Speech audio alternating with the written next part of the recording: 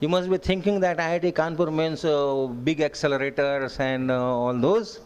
But then we also do, at least I also do with these bottles and rods and pipes.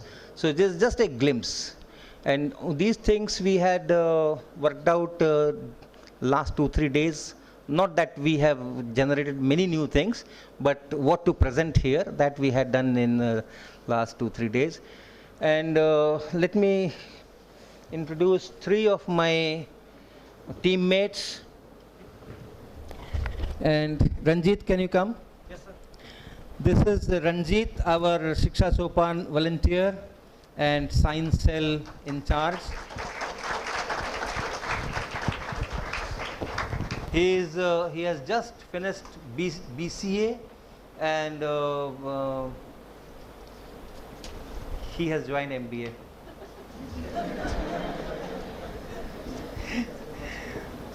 This is Deepak Mishra. He has just finished BSc in Physics, Chemistry, Mathematics, and Vimal, who has finished BCA. None of 4 of us have scored high marks during our school days. Okay? All of us scored very moderate, very say 45-50% type of marks during our school days. But now we are doing these things. All right, so where do we start? Okay. Now I have seen diagrams, hold karo. I have seen diagrams in textbooks where they say that if you have a bottle with 2 holes, one at the bottom, actually 3 holes, the standard diagram is 3 holes. So the lower one, the water goes to a larger distance, the middle one goes to a lower distance, the top one goes to a still lower distance. This proves that pressure is more at the bottom. As you go down in water, the pressure increases. Remember that? The bottom one goes at the highest distance because the pressure is. Now we have actually done the experiment, and how they will see it?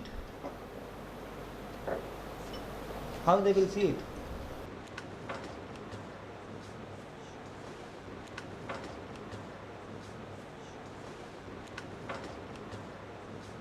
Okay, Mehrao? Yes, yes. What did you see? Could you see?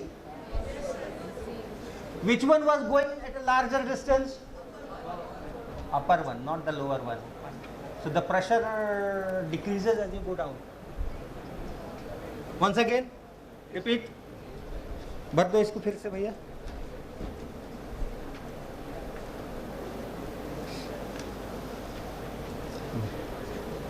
Ready? छोड़ रहा हूँ मैं. Same story, repeatable.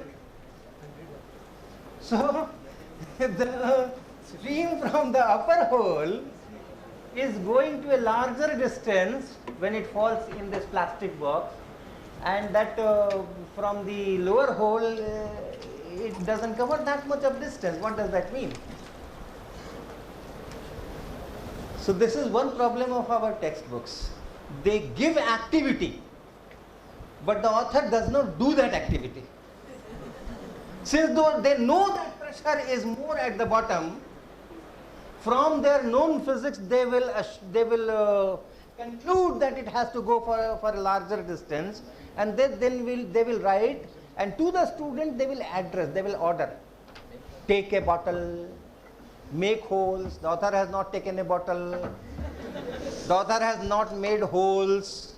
But the student will be ordered like that. Put this water in this, and then see that it goes to a larger distance.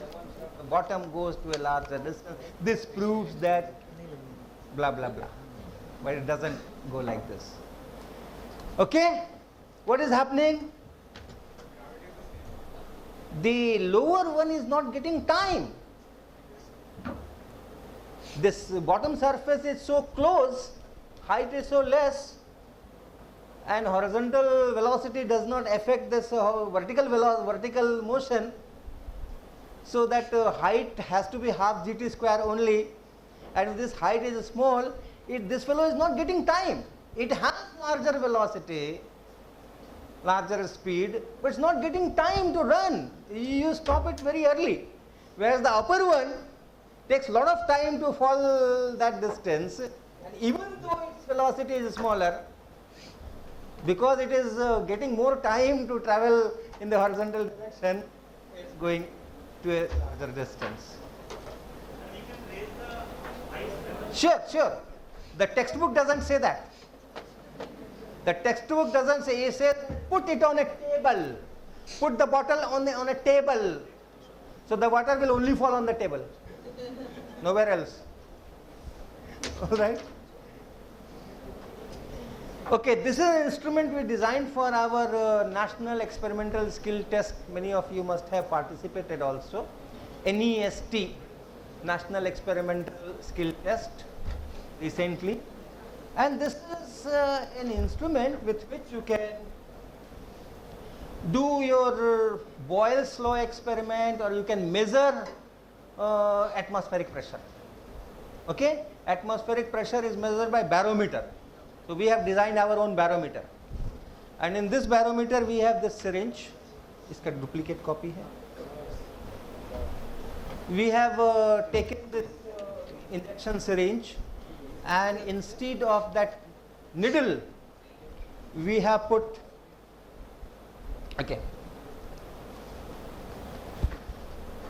a screw here and put some araldite, etc., to fix it, close it up. So this is a normal syringe, and then this hole is closed, and then the syringe is fixed on this board, and that is fixed in these two stands, and there is a hanger or a hook that we have attached at this lower end. This is our barometer. We put a pan here. Now if I pull and leave, what will happen? Can you see this part? I have forcefully pulled it. If I leave, it goes up. Natural, because it is closed at the top. So I can apply a force and pull. When I leave it, it goes back, because you have atmospheric pressure.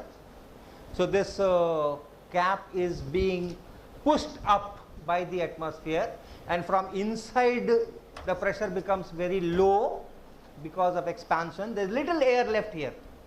When I pull, this air expands, so the pressure decreases. So on this piston, from inside the force is less, from outside it is atmospheric pressure. At this moment I am applying the remaining force, and it is in equilibrium. If I leave it, it goes back. Okay, now we put some weight.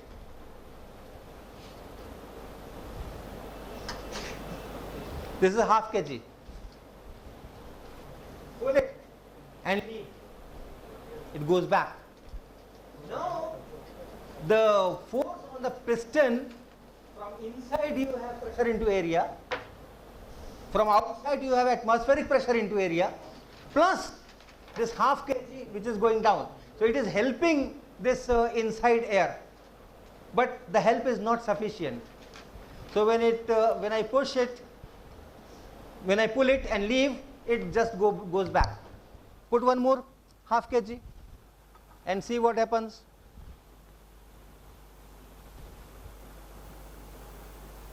Still goes up. All right, put more weight. 50, okay, 100 grams. 100 grams.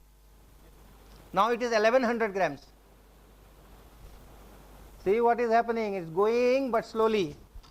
So you can adjust the weight and find the position where it stops going. Let us see now.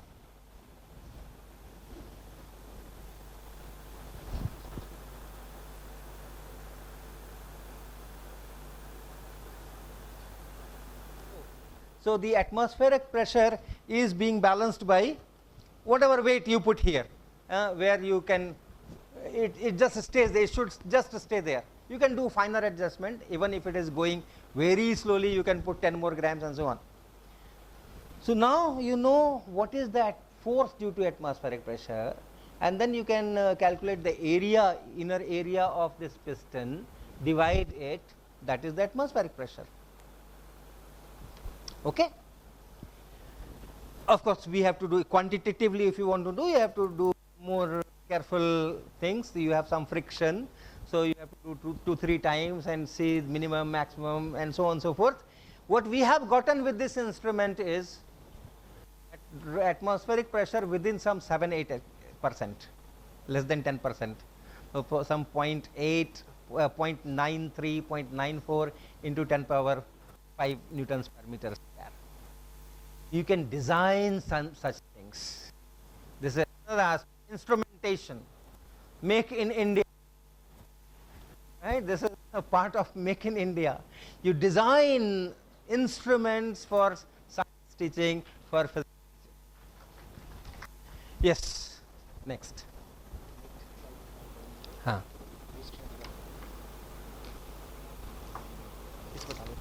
पहले उसको red करते हैं. हाँ. Green.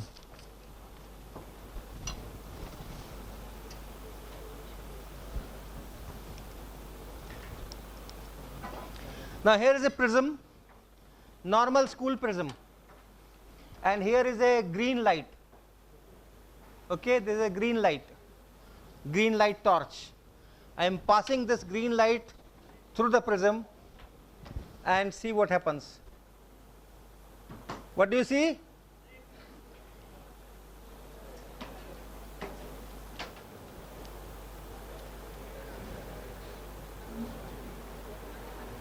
Why there are 2 vertical lines?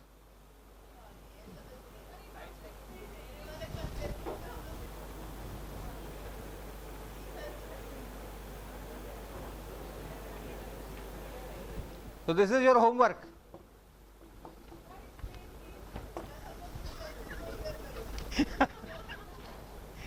Come out with some guesses.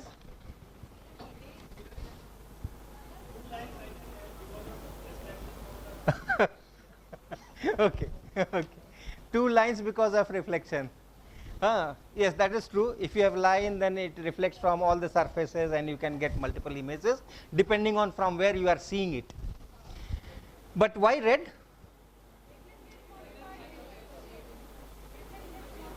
But why? Green becoming red. Look at the spot when it comes out. When it comes out, look at the wall. It's again green.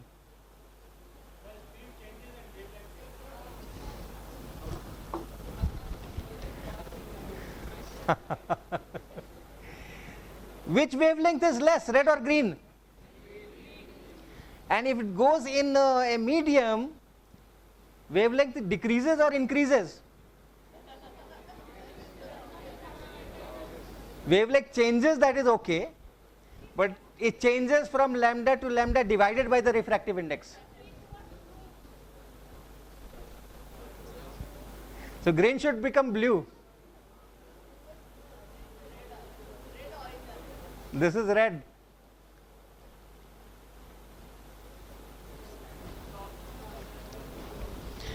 Now, here is a glass slab, and I send the light once again in this glass slab. Can you see?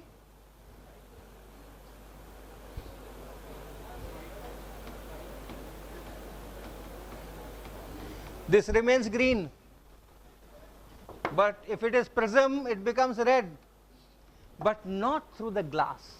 And remember, I am showing you from the bottom plane surface I am sending the light, and it's coming out from the plane bottom, this plane top surface. So I am not using any prism property, right? It just goes in the glass and comes out of the glass. So no deviation and multiple internal reflection, refraction, nothing like that. So it is just like a slab as such.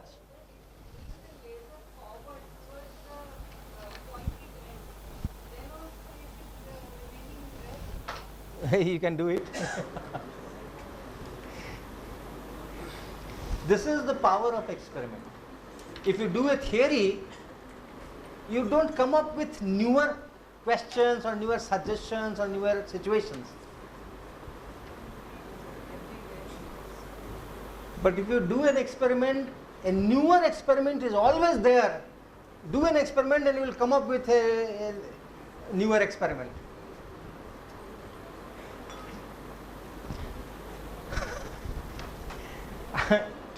My guess would be, since I am using this also as a slab and this also as a slab, here it remains green and here it becomes red. So my guess is it is the material property of these two glasses which is making it. It is how this glass was made, at that time what were the impurities left, and different materials fluoresce in different wavelengths. Right? So my guess is that this particular prism that I have, maybe your prism may not work from a different company. It has those red fluorescing material as impurity. So wherever my green light goes and falls on that particle, it emits red light. And when I withdraw the green light, that red fluorescence also stops. So that is my guess. Okay? But when you do experiments, you come up with various things.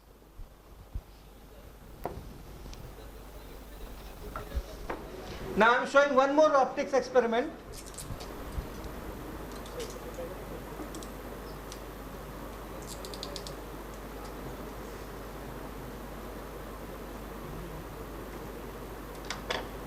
See how it is changing. Can you see two beams? Can you see two beams? I am changing one to the other, and sometimes you will see both of them, right? This is one, this is second, and I can make it common. Here both of them are there. Am I obstructing your view? Why there are two refractions? Light is going from air and falling on water, and you can see, yeah, here you see it. Why are there two refractions in air to water? Two refractive indices, 1.33 and glass to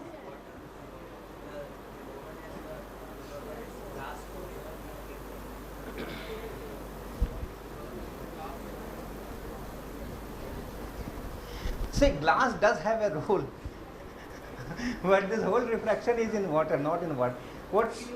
Your guess is okay. One has to make a guess. All right. What he is saying that I am sending the beam. Of course, I am hitting it on the glass surface.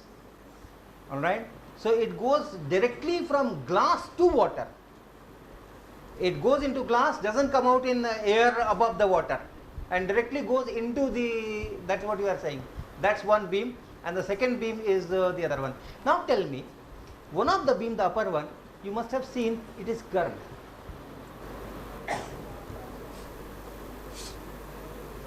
Why one of the two should be curved? The shape and the shape of the bottle. But it's flat.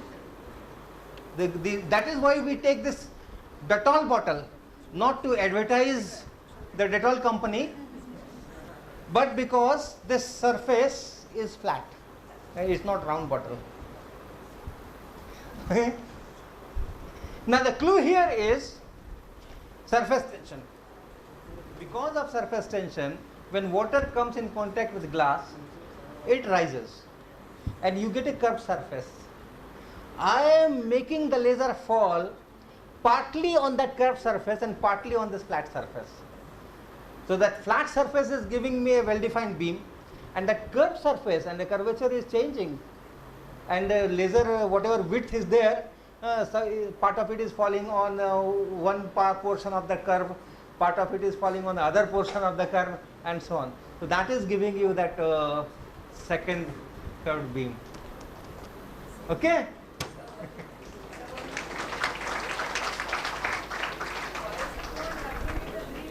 Now here is a scale. On this there is a cycle spoke, in fact, and this has been magnetized by rubbing. Okay. Now this magnet is something very different. Alright, look at this bigger compass. So what I'm showing you, deflection of a compass by a magnet. I have made a magnet. If you bring the compass close to this magnet near the pole, the compass deflects, confirming that it is a magnet, right? If it repels, it confirms that it is magnet. If it attracts, perhaps there is suspicion. So let us see. Can you see the compass? Yes, now you can see the compass. So it is repelling, and now I am inverting the scale. I have inverted the scale.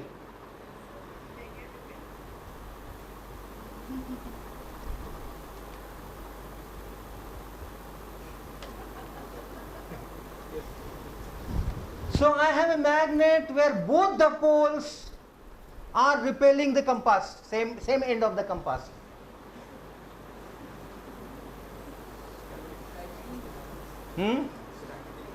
Static electricity. Okay, remove all the electricity, all the static. Static electricity will not attract and repel this compass. Okay, if at all, compass is not charged. If at all by induction something happens, it will only attract. It will not repel.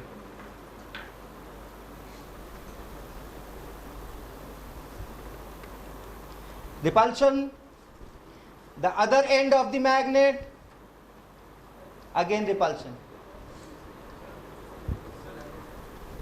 Huh? It's only one rod.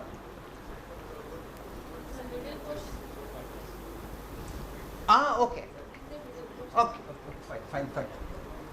What he's saying is, maybe your poles are this side and this side. Okay? That is what the potential of experiment is. These new questions will not arise if you are solving equations. These questions will arise only if you are doing experiments. So this side repels. Now I am flipping it. I have flipped it. Repels.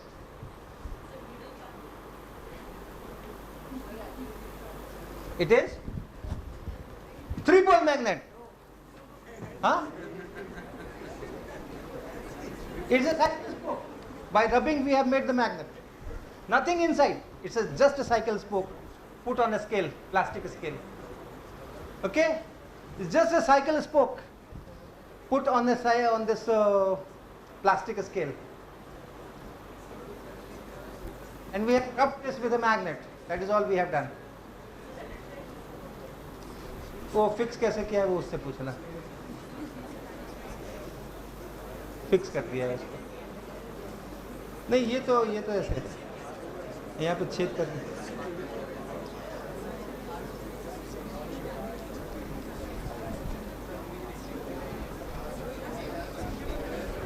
Sir, is it one rod? Sir? Where? Which side? Sir, is it one rod? It's one rod. That's what I have given it to you. It's just one cycle spoke, nothing else. Sir?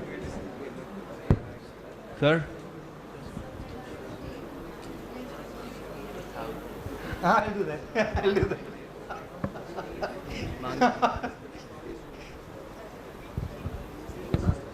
कहीं जुड़ा हुआ नहीं है, कहीं बीच में कोई crack नहीं है, कोई Sir? जुड़ा हुआ नहीं है. Sir, it's a circular.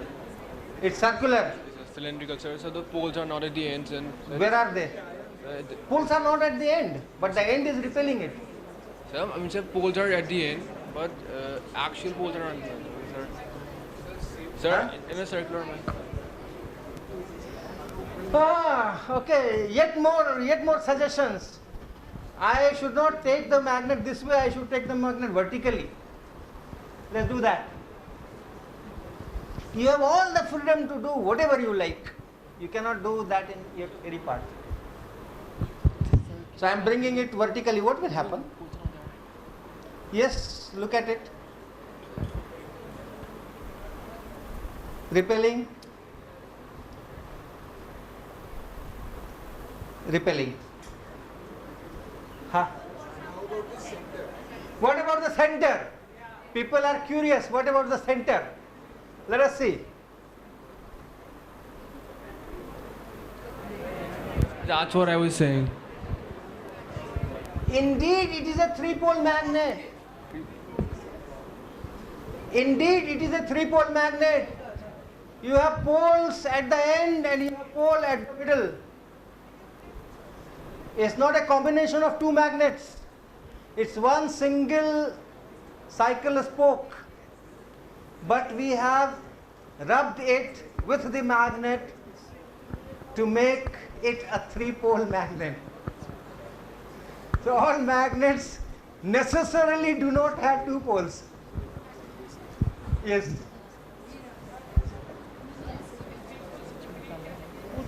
That is our trade secret.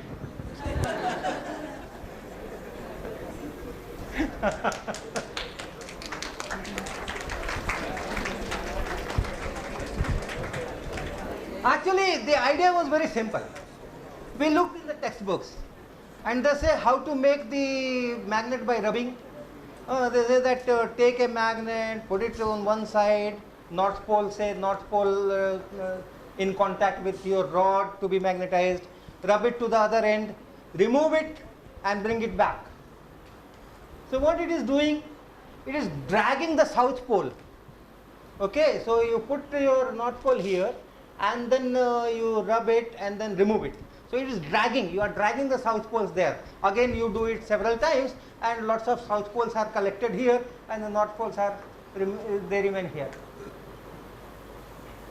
So we did it twice.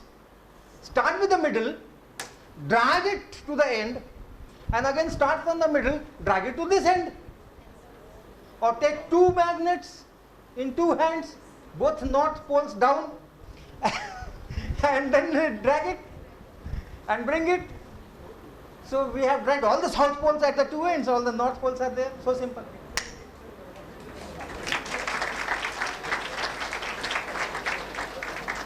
So from the same textbook idea, if you are not there कि इसमें से कौन सा सवाल आने वाला है परीक्षा में, हाँ, पढ़ते समय में, if you are not at that, what question will be asked from this? Then these things can come up. You can always extend it beyond what is given there, and you can come up with new things. Okay, good.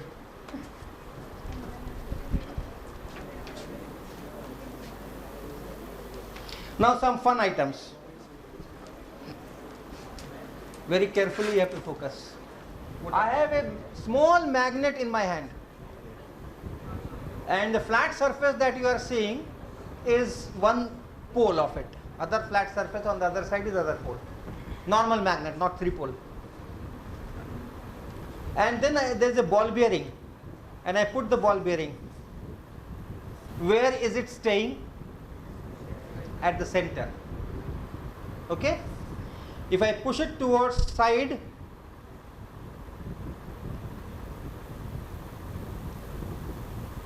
actually wherever I put, it tries to come to the center. If the friction is not there, but you can somewhat rotate it. Now let us put two of them.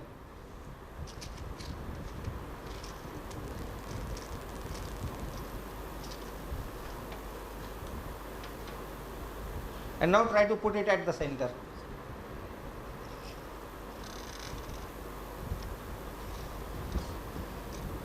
When there are two of them, see how they stay. They separate out. Try to bring it at the center and they will flip. and go away. Wherever I leave, they go away. Okay? Huh? Right. Right. Correct. Correct. So let's help them. The two ball bearings, what he's saying is, the two ball bearings get magnetized in the same way, and so when they are put in contact, both the ends will be north pole or south pole, and therefore they will repel, because both are magnetized in the same way by this cylindrical magnet, and therefore they go away. Let them help to go away further.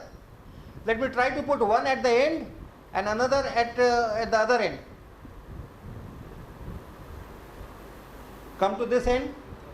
No. Come to this end, edge. Come to the edge. No, it's not ready to come. I'm trying to increase the separation, but it's not accepting the increase in the separation, as if when I am increasing the separation, it attracts and comes back. I don't know if you were able to see. See, this I am taking to the edge. This is now at the edge. I am leaving it. See, the moment I leave it, it goes in the center. So the center of mass of the system remains at the center. Oh, I am holding it. Okay, so I am changing the center of mass anyway. And the center of mass is okay if I put both the bearings at the two edges, diametrically opposite edges. The center of mass remains at the same place. I have increased the separation, but symmetrically on the two sides, and two ball bearings are identical in mass. That will not change center of mass. See, I am now keeping it at the farthest possible end.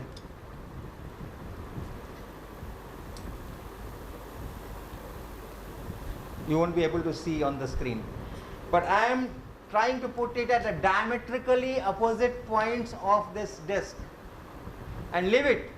At the moment I leave, they come closer. They don't remain at the diametrically opposite points. But if I push it further to bring them closer, they repel and they maintain a separation. Lenz's law. Lenz's law. Lenz's law happens only if there is some relative motion somewhere. But you are moving them. No, I am keeping them. I am keeping them at rest. Forcefully, I have increased the separation, and now I am keeping them at rest, and then leaving it. So I have started no motion. They have started motion. Lenz's law will not start a motion.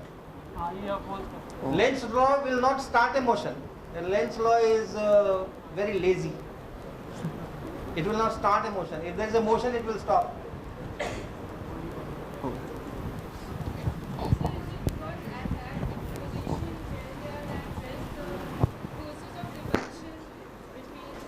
Okay. Okay. Am I able to put it on the edge? See, now it is at the edge, right? Can you see it?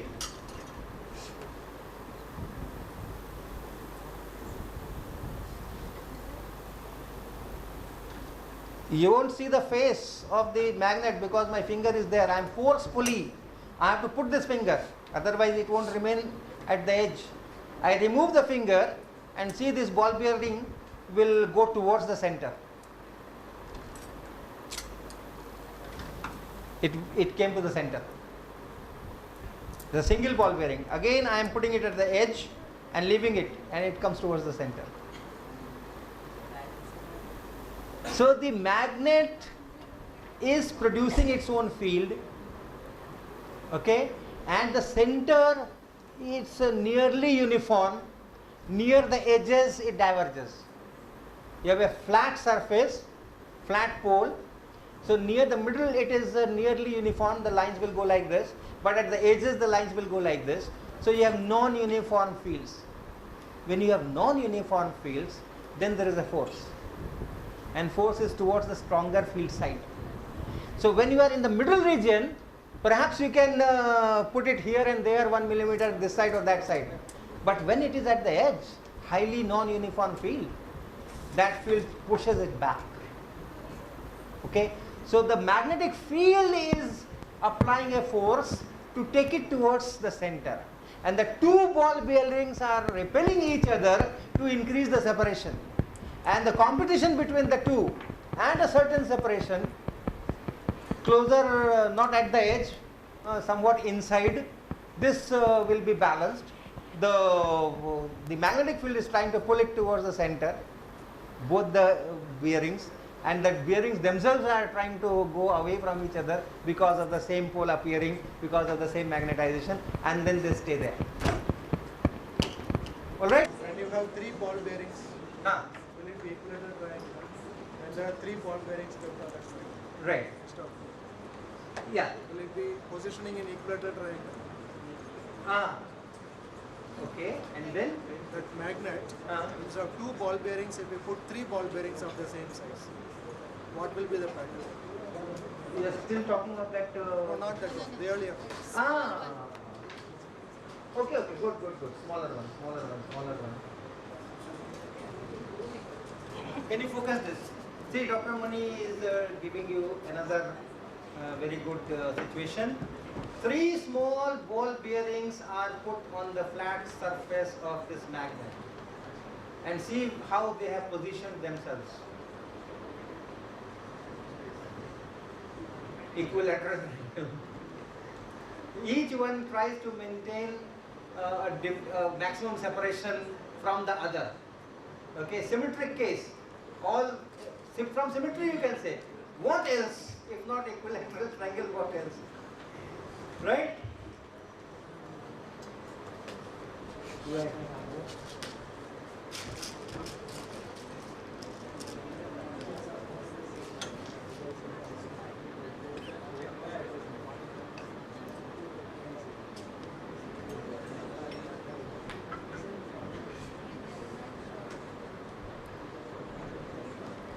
What is this? How do you like this design? It's a fun experiment. You can make lots of designs. It's one on top of other. Okay, 2 ball bearings here, 2 ball bearings here. Like that Mickey Mouse.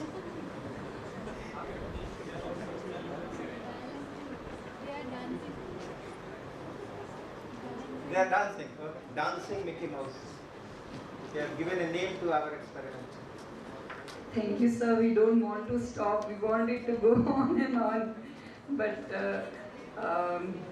thank you so much, sir. I think now we have to stop this session here, even though we may have endless questions. I thank you all for coming here and enjoying. I hope you enjoyed every moment here and you took full advantage of this.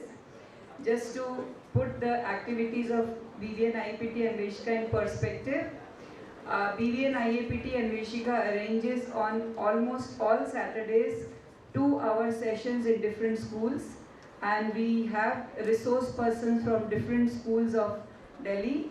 Mrs. Shutapa Lahade, she is there from Modern School, then Miss Uma from Manav Sali School, then we have Smita Fengaria ma'am and Vishakha ma'am from Amity School, Noida, and we have many other people who are not present here. We have Vinita Sharat ma'am, she is coming from Sri Ram School. So this team of dedicated teachers, without any honorarium, we arrange programs in different schools. Your school can invite us anytime. There is no fees for this. We can present programs in your school. You can come here on any Saturday with prior fixing up of the program, and you may tell us what experiment you would like to do. We may arrange some of the apparatus for you. You can give us new ideas. In fact, whenever we are going to different schools, we keep getting questions and we keep getting new ideas from there. So I hope you will all join, and just as you were interacting, you will keep on giving us new suggestions and we will design new experiments.